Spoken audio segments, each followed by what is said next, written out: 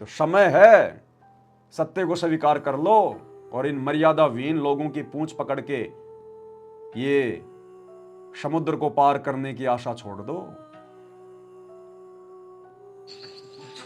उसको वो उसके मुंह में चलेगी उन बकवाद करते करते। तो परमात्मा ने उसको निकाल कर कहा कि आज के बाद तो 1,00,000 चीज खाया करेगा, 1,00,000 उत्पन्न करेगा, 1,00,000 मानव से दारी खाया करेगा, 1,00,000 उत्पन्न करेगा, तेरा काल नाम होगा, निकल जाए यहां से।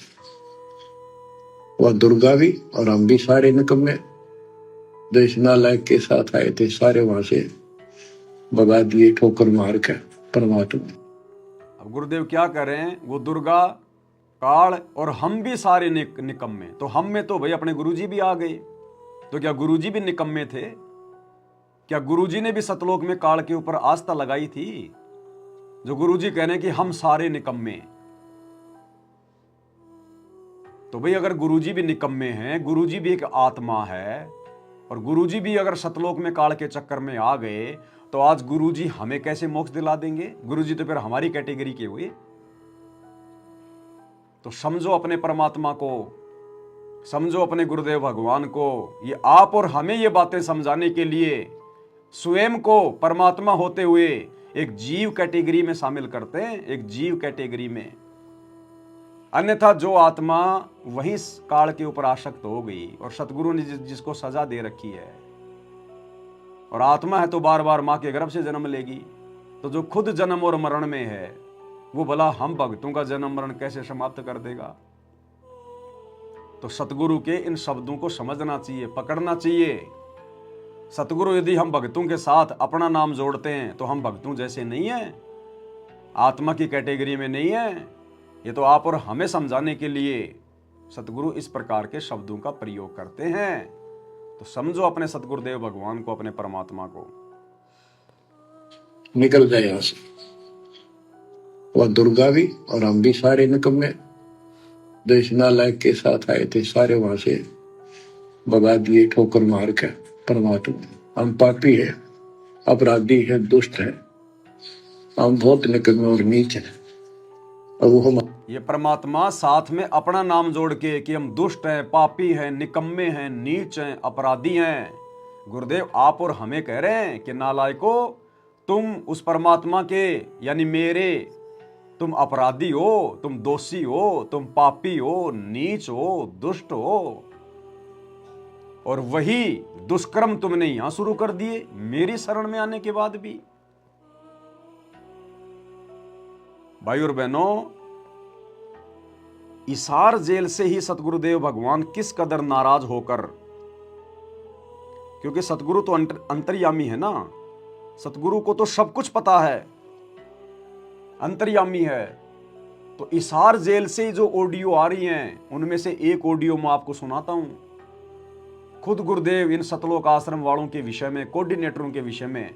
अब गुरुजी किसी का नाम थोड़ी लेंगे, नाम तो गुरुजी ने उस कोऑर्डिनेटर का भी नहीं लिया जो अपनी गुरु बहन के साथ में अश्लील चैटिंग करता है, अश्लील बातें करता है। अब जो अश्लील बातें करता होगा वो सारे काम करता होगा। तो नाम तो गुरुजी ने जानबूझकर अपने इस ऑडियो में उस कोऑर्डिनेटर का भी नहीं लिया, लेकिन ये सारे कुकर्म सब कर रहे हैं क्योंकि गुरुजी का डर नहीं, किसी को गुरुजी का भय नहीं, कि गुरुजी तो जेल में बैठे हैं और गुरुजी का परिवार अपनी मस्ती में, अपनी मौज में, उसको तो पैसा चाहिए। गुरुजी का परिवार अगर संगत को मर्यादाओं में बांध के रखेगा तो आश्रम में जाएगा कौन, आश्रम में आएगा कौन?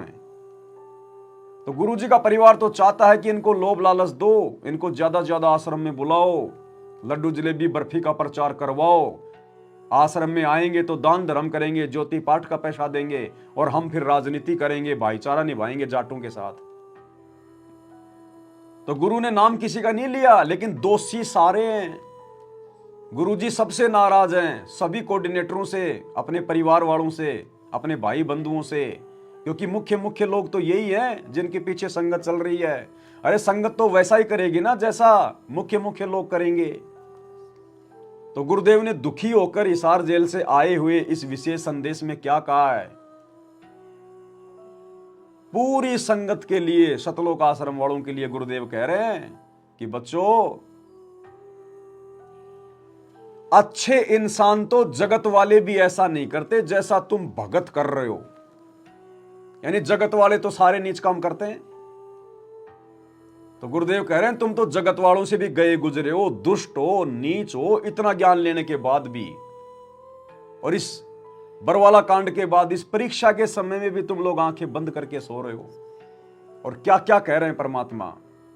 अगर कोई समझदार भाई बहन उन आश्रमों से जुड़ा होगा और अगर अपने गुरु को परमात्मा मानता होगा तो अपने परमात्मा के ये वचन सुनकर जिंदगी में उन आश्रमों की तरफ कभी पीठ करके नहीं सोएगा जब तक गुरु जी हिसार जेल से नहीं आ जाएंगे। क्या कह रहे हैं परमात्मा।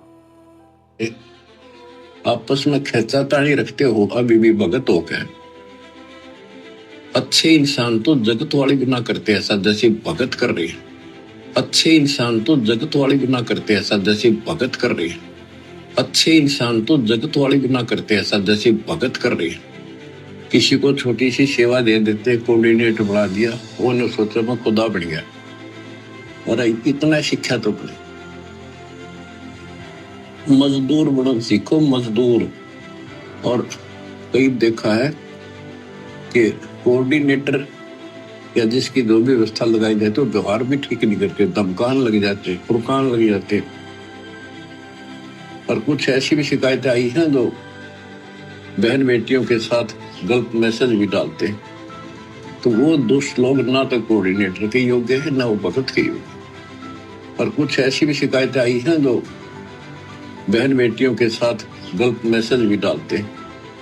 तो वो दुष्ट लोग ना तो कोऑर्डिनेटर के योग्य है ना वो भगत के योग्य। और कुछ ऐसी भी शिकायतें आई हैं जो बहन बेटियों के साथ गलत मैसेज भी डालते हैं। तो वो दुष्ट लोग ना तो कोऑर्डिनेटर के योग्य है ना वो भगत के योग्य। तो ऐसा तो संगत में कुसंगत उपजेगी और ऐसी कुसंगत होगी फिर हम रखेंगे नहीं उसको खेत में। किसान उस कुबाड़ को पाड़ कर खेत तो बाहर फेंक देता है तो उसको आप मिशन से निकाल दिया जाया करेगा। सुधर जाओ, एक के नहीं सुनी जाया करती, दिशात्मक शिक्षा दी जाती है। ये 4 मिनट की ऑडियो है और ये विशेष संदेश नंबर 66 के अंदर है, सुन लेना। अगर तुम्हें लगे कि पवन दास तो गुरु जी की आवाज में नकली ऑडियो हमें सुना रहा है, ये पवन दास ऐसे कुकर्म नहीं करता भगवान की नकली ऑडियो बनाने की। ये भी मैनेजमेंट वाले कर रहे हैं, एआई का इस्तेमाल कर रहे हैं। विशेष संदेश ये तो पवन दास नहीं भेज रहा, आश्रम वाले भेज रहे हैं। तो विशेष संदेश नंबर 66 को सुन लेना, शुरुआत से लेकर 14-15 मिनट तक ये सारी बातें कह रहे हैं गुरुदेव। तो कहां गुरु जी तुम लोगों से प्रसन्न हैं, कहां गुरु जी तुम्हारे ऊपर मेहरबान है। तुम लोगों ने तो गुरु जी का खून पी लिया, खून। अरे सतलोक में परमात्मा को पहले हम नाराज करके आ रखे और यहां भी तुम उस परमात्मा को नाराज कर रहे हो इतना ज्ञान देने के बाद भी। सरेआम सत्संग में गुरु जी ने बोलना पड़ रहा है कि अच्छे इंसान तो जगत वाले भी ऐसा नहीं करते जैसा तुम भगत कर रहे हो। तो वर्तमान में सतगुरुदेव भगवान कह रहे हैं कि मेरे भगत तो जो आश्रमों से जुड़े हुए हैं जगत वालों से भी गए गुजरे। और यही तो हम सत्सेवक आप लोगों को समझा रहे हैं कि तुम किन लोगों के पीछे चल रहे हो, इन कोऑर्डिनेटरों के पीछे, गुरुजी के परिवार के पीछे। ये तो पहले से रिजेक्टेड है गुरुजी के द्वारा, बरवाला कांड से पहले ही परमात्मा ने इन सबको रिजेक्ट कर रखा है। तो भाई और बहनों, संकेतों को नहीं, कम से कम जो सीधे सीधे तौर पर जो बातें गुरुदेव कह रहे हैं कम से कम उनको तो सुनो। पवन दास की बात तो तुम्हें अच्छी नहीं लगती, लेकिन अपने बाप की बात तो कम से कम सुनो, ध्यान दो। क्या तुम्हारा बाप भी झूठ बोल रहा है? भाई भला चाहते हो, साथ संगति से जुड़ जाओ, मर्यादा में आ जाओ, गुरु को प्रसन्न करो। जिन बातों से गुरु दुख पावे उन बातों को दूर भगावे, फेंक दो उन बातों को, समझ जाओ।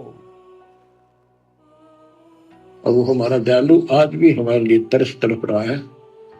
हम अब भी आंख नहीं खोल रही क्योंकि हमारी मोतिया बंद हो रहा है। अज्ञान इतना ठोक दिया, हमने पता है नहीं सचमुच ऐसा कुछ और लोक भी होगा। आज तक हमने केवल स्वर्ग गया, फलाना स्वर्ग गया, स्वर्गवासी हो गया, स्वर्ग से ऊपर कोई बात नहीं सुनी थी। स्वामी रामानंद जी 104 साल के रह लिए तो परमात्मा कबीर जी से वार्ता हुई और उनको सतलोक दिखा के लाई जब मालिक की आयु 5 वर्ष के आसपास थी। तो उससे पहले वार्तालाप कर रहा था कि आज तक तो किसी ने बताया नहीं भाई स्वर्ग से आगे भी कोई लोक है, मैं कैसे मानूं आपकी बात बच्चा। तो परमात्मा सतलोक लेके गए, जब उसकी आंखें खुली उतने के बाद समर्पित हो गई। कहते कबीर साहब बोले जो देखेगा मेरे धाम को सतलोक को तो सो जाने तक मुझको समझान जाएगा मैं कौन हूँ। गरीबदास तो शेख हूँ, सुन गायत्री कुछ ये गुप्त भेद बता देता हूँ। तो बच्चों इन तीनों गुणों के द्वारा हमारी दुर्गति करवा रखी है और हम इन्हीं की पूजा करते हैं। देख कैसा जुल्म कर रखा। कबीर साहब कहते गुण तीनों की भक्ति में ये भरम पड़ो संसार, कह कबीर निज नाम बिना कैसे उतरो पार।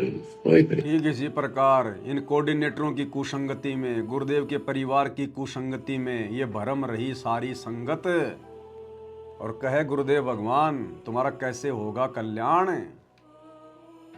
सारी मर्यादा तोड़ के बैठे, सारी मर्यादा। आने वाले समय में सिर पर हाथ रखकर रोने के अलावा भाई और बहनों आप लोगों को कुछ भी नहीं मिलेगा, कुछ भी, क्योंकि ये परीक्षा चल रही है और परीक्षा में फेल होने के बाद 1 साल बर्बाद होती है और भक्ति मार्ग में 1 साल का मतलब है 1 मनुष्य जन्म।